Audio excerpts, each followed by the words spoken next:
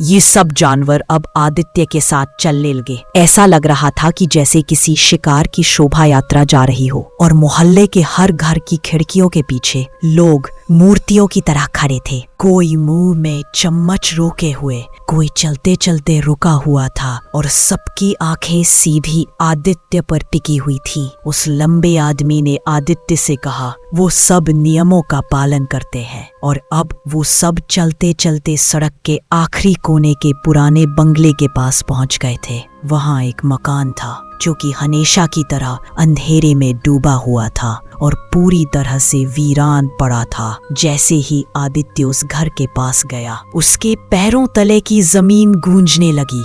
ये एक भारी सी गुर्राहट थी जो जमीन के भीतर से आ रही थी। वो कुत्ता जाकर दरवाजे के सामने बैठ गया। बाकी जानवर एक दायरा बनाकर खड़े हो गए और तभी दरवाजा खुद ब खुद खुल गया। अंदर सिर्फ काला अंधेरा था और एक कंपन जो अब गूंज बन चुकी थी, जैसे कोई विशाल काया प्राणी भूखा हो और अपने शिकार का इंतजार कर रहा हो। वो लंबा आदमी अब भी मुस्कुरा रहा था। उसने कहा, चलिए, वो लोग बहुत दिनों से आपका इंतजार कर रहे हैं। और आदित्य बिना कुछ बोले, बिना कोई सवाल किए उस घर के अंदर चला जाता है। वो लंबा आदमी उस घर के बाहर खड़ा मुस्कुरा रहा था और उस घर के अंदर से अजीब सी गुर्राने की आवाज और साथ में बस हड्डियों की चरमराने की आवाजें आ रही थी। और उस दिन के बाद आदित्य को कभी किसी ने नहीं देखा। वो कहाँ गया किसी को कुछ नहीं पता था,